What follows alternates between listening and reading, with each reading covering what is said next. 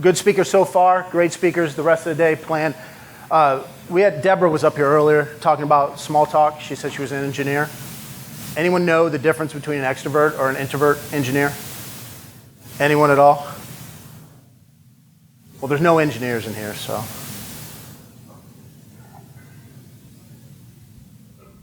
An extrovert or an introverted engineer looks at their shoes when they're talking to you. Well, the extroverted engineers, they look at your shoes when they talk to you.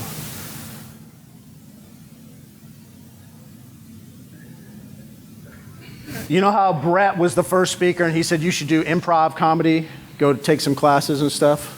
I'm going to be checking out that, Brett. I'm going to be checking out your guy there.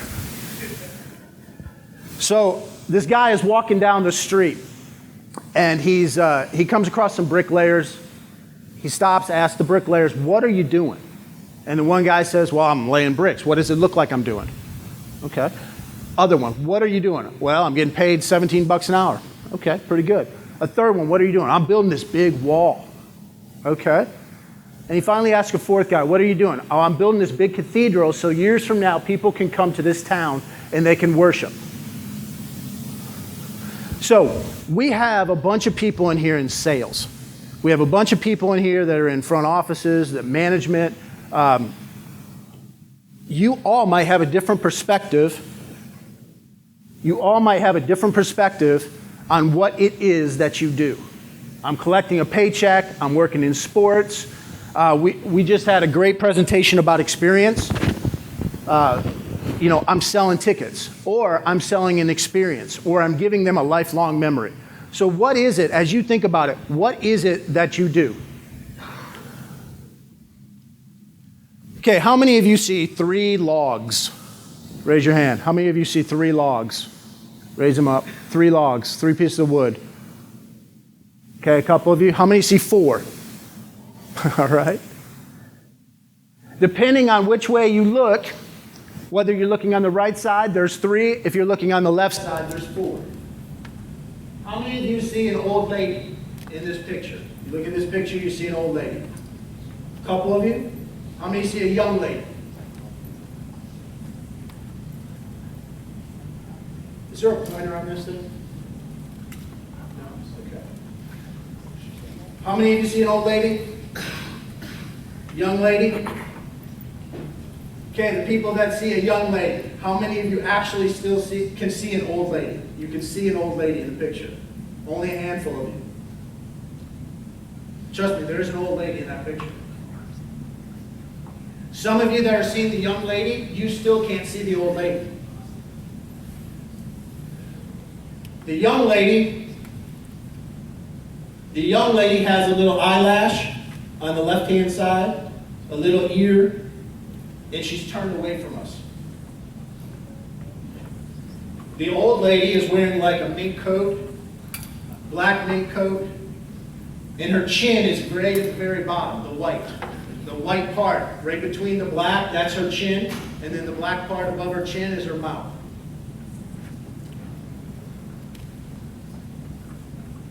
How many of you see 2 people kissing, or about to kiss, or facing each other?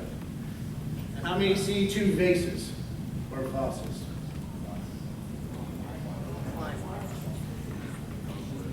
Yeah, see, some of you see 2.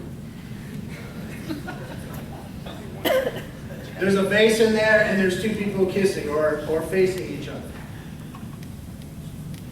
The bottom line, and the reason why I throw this out there, is that what on God's green earth would a bunch of people in sales, ticketing, need to know about leadership, need to know about any of this stuff that I'm about to talk about? It's because everything rises and falls with leadership.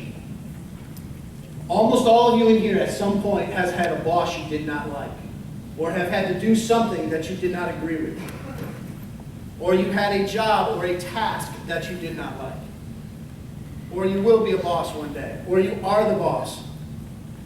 You have coworkers. You are going to see things differently than they are sometimes. You're going to have a different perspective on things.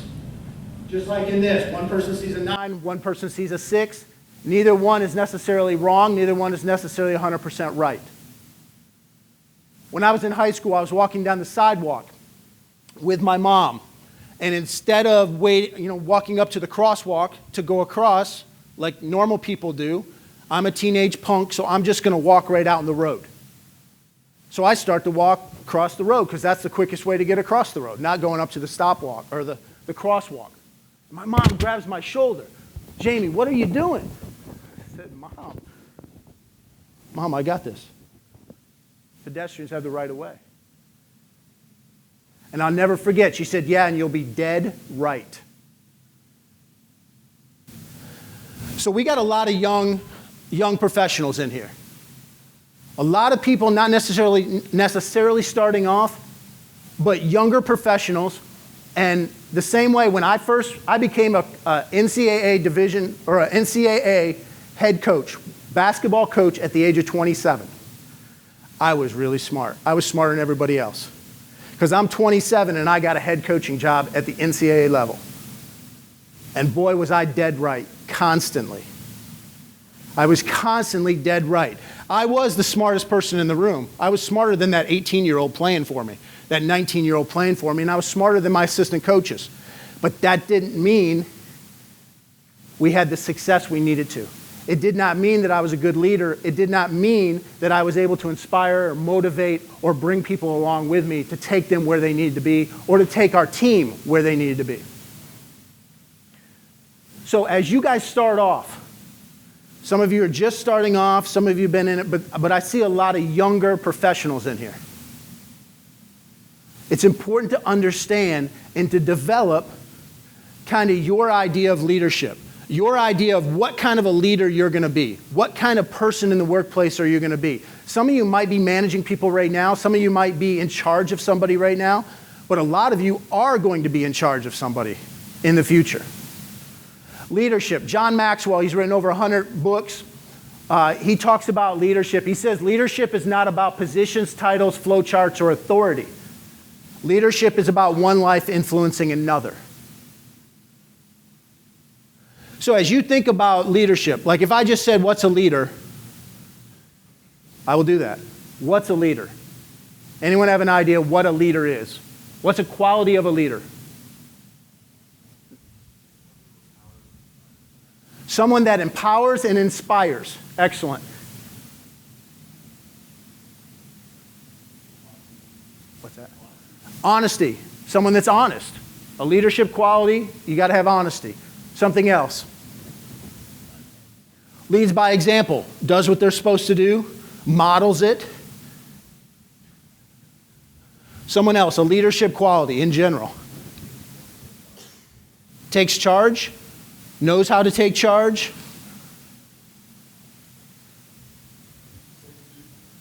What's that? Sorry. Servitude.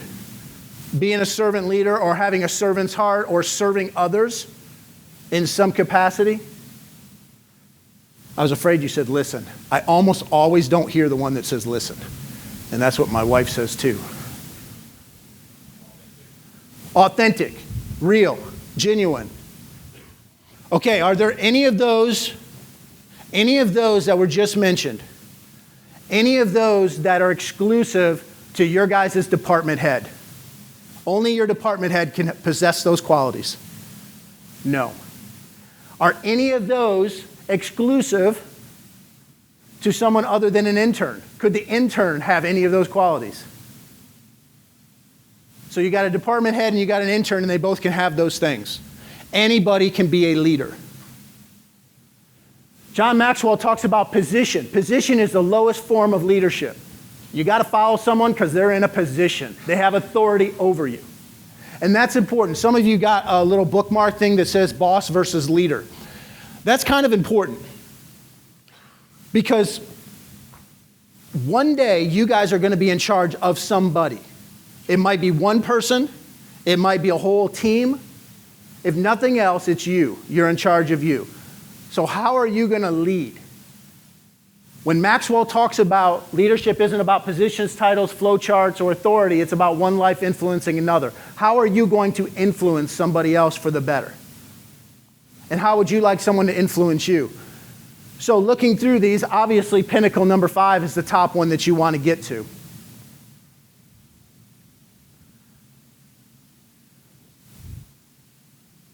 After me, they're going to have there's going to be a presentation on culture, so I'm not going to hammer home culture a whole lot, except really just to say, you're going to have a culture whether you want it or not in your department, and you're going to contribute to that. Your culture is going to be what you allow or what you emphasize. Just like as a basketball coach, my players would do what I either allowed them to get away with or what we emphasize daily. So I'm going to talk for a few minutes here primarily about what do you do with a team, because most of you probably aspire to have a team around you, to select a team, to build a team, because that means that you're in charge, or you have a position of leadership, which also carries more money. But most of you want that at some point.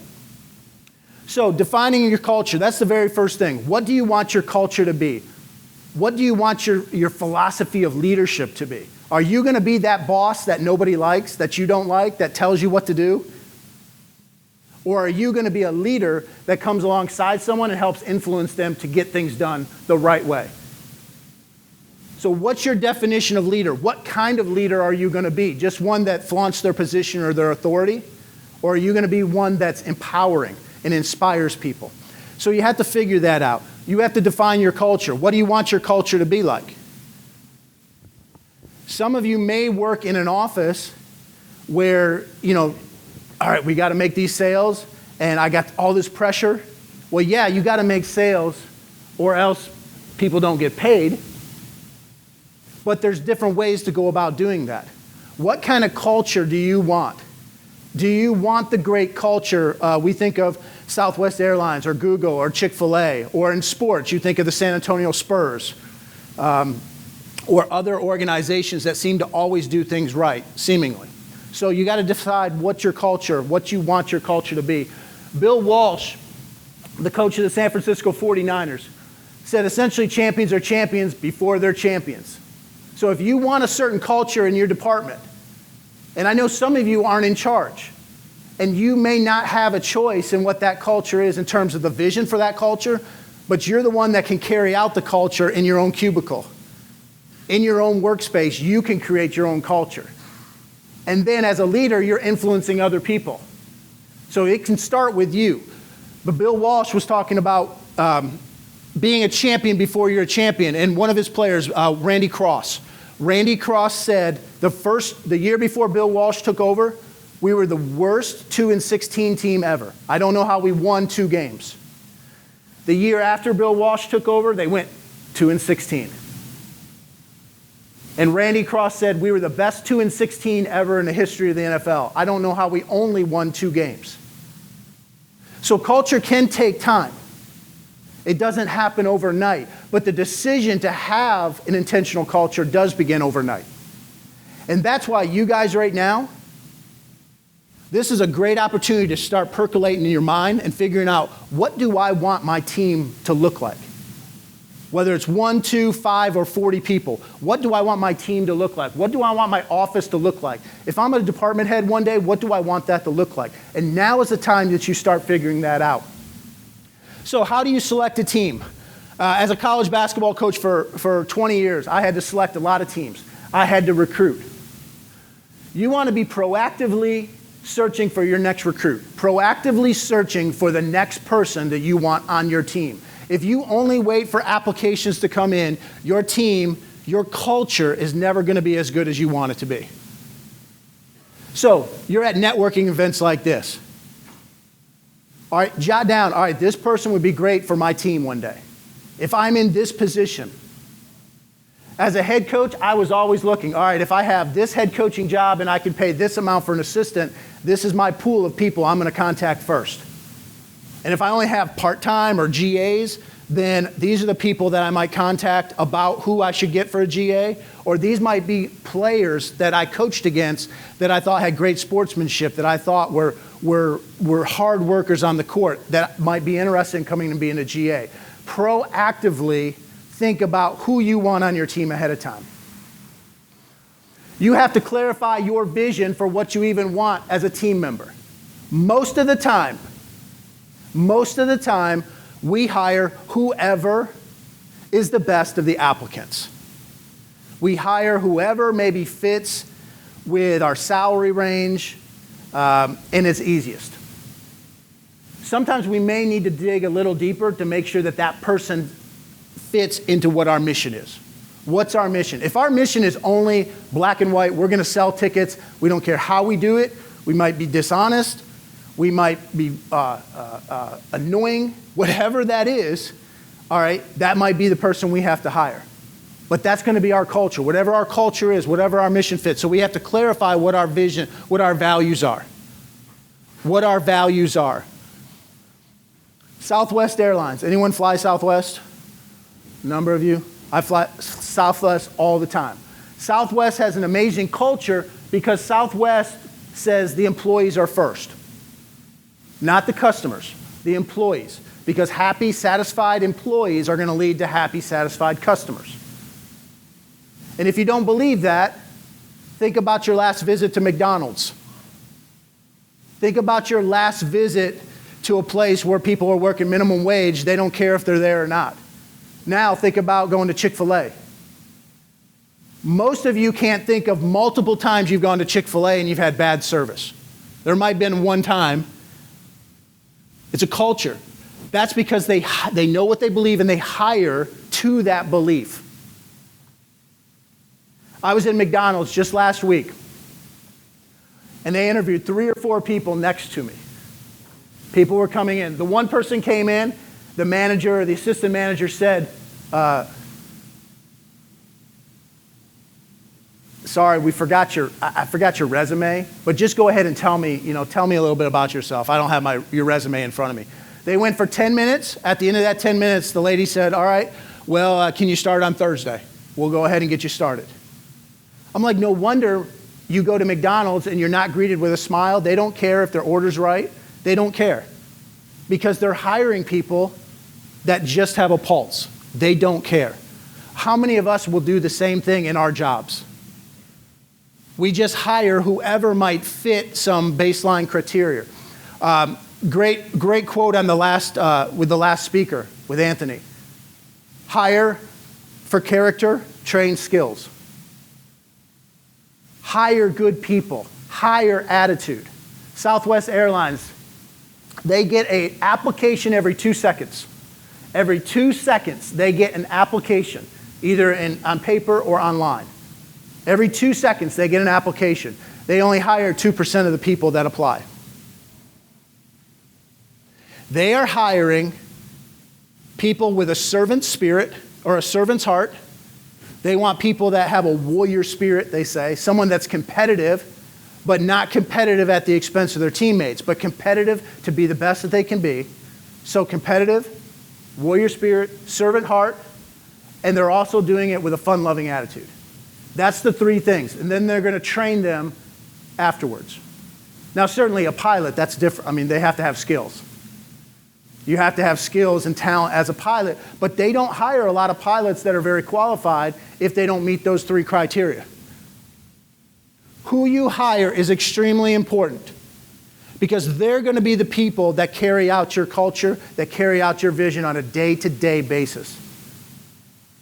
So when people think of the Atlanta Hawks, when I'm buying tickets, or just the Atlanta Hawks in general, they're going to think of 2 things. The people that they come in contact with the Atlanta Hawks, but they're not coming in contact with the coach. They're not coming in contact with the star player. They're coming in contact with you. So they're going to see what's on the floor, product, and they're going to see their experience with you guys. So the team around you carries out your vision. How many times do you see great signs on the wall of a locker room, an office, but you don't do that stuff? You have to live out those signs daily. I was an athletic director. I took over as athletic director. We did not have a secretary. Okay? I pushed and pushed and pushed to get a secretary. They finally said, yes, you can have a secretary.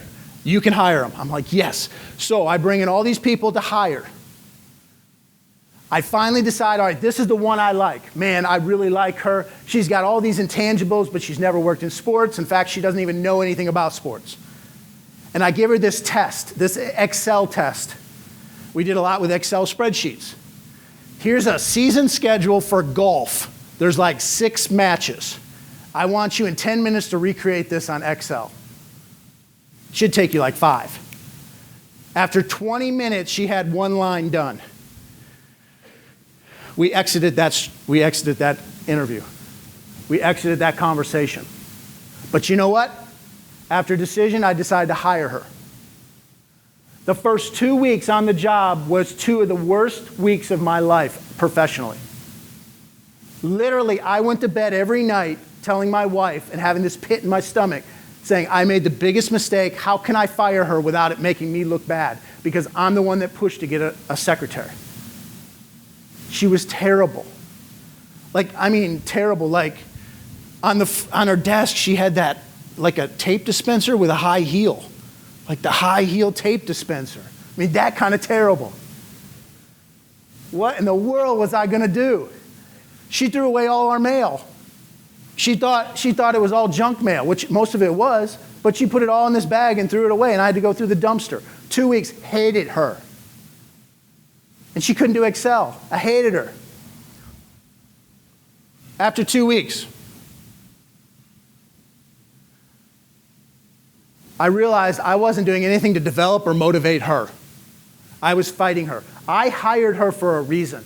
I hired her for her attitude and her character. She was coachable. She was willing to do whatever. She just didn't know how to do Excel. And you know what? I knew that. She didn't know she couldn't I didn't want her to put a tape dispenser with a high heel. I mean, this wasn't a club or something. It was an athletic department. She didn't know that. I wasn't training her. I wasn't developing her. I wasn't motivating her. I wasn't helping her grow. And I almost fired her because I overlooked what she could do for us. And she ended up, the 2 years I was there, she ended up being awesome, very loyal. The other secretaries were like, Jamy, I don't know what you did the first 2 weeks. She hated you. The last couple of years or whatever, she hadn't talked bad about you once. She was extremely loyal to me.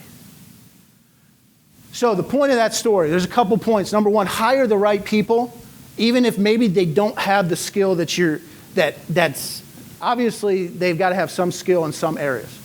She was great. She ended up being great at Excel. She ended up being great at other things. She took ownership in everything. Great. The other thing is train people. Develop your team.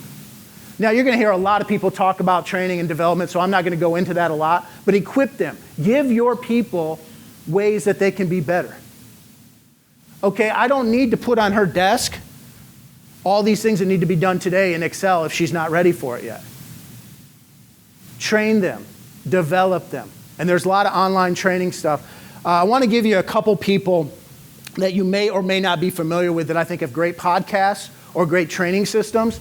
They're not in sports, but I think that they're very helpful in the training and sales area. Number one is a guy named Brad Lee, L-E-A. And on Twitter, he's the real Brad Lee.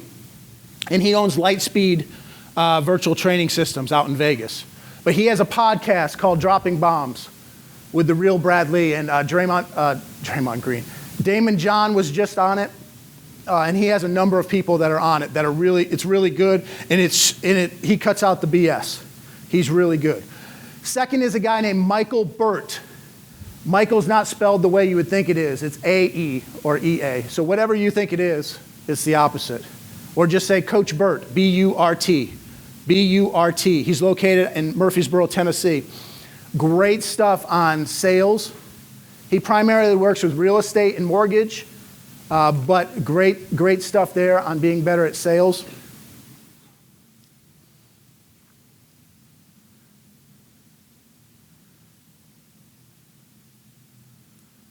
Let me give you a couple books. I know I said 3. The third one's so important I can't remember them. Let me give you a couple books that I think, if you've not read it, oldie, real old, How to Win Friends and Influence People. We've seen a lot of people talk about relationships. How to Win Friends, Influence People. It's really old, but a lot of the stuff is still the same. Make the other people feel important. And that's just not sales. That's your team. You're selling your team every day. We talk about you got to know, like, and people got to know, like, and trust you if they're going to buy from you. Don't think about it. It's just at the other person at the other end of the line. It's the person in that cubicle next to you. It's your team.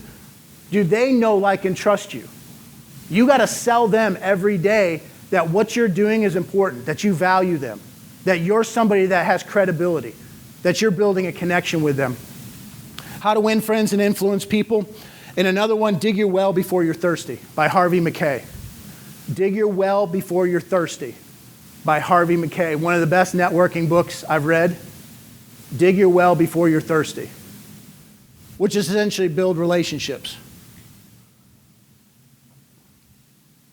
So you're selecting your team. I talked about McDonald's versus Chick-fil-A. Chick-fil-A, you go through 3 or 4 interviews to get hired. McDonald's, you go through like a 10-minute interview with no resume. Franchisees, Chick-fil-A, you only need $5,000 to be a franchisee. But they only take like 1 or 2% as well of all franchisees. You go through 6 or 7 interviews. So it's not about the money with Chick-fil-A, it's about finding the right people. And if you go into every Chick-fil-A, they're all the same. Because that's a culture from the top down. So the same with your department. When you're building a team, how are you building your team? How are you developing your team? Motivating your team. How are you motivating your team? How are you motivating the people around you? Do they feel appreciated? Are you adding value to them?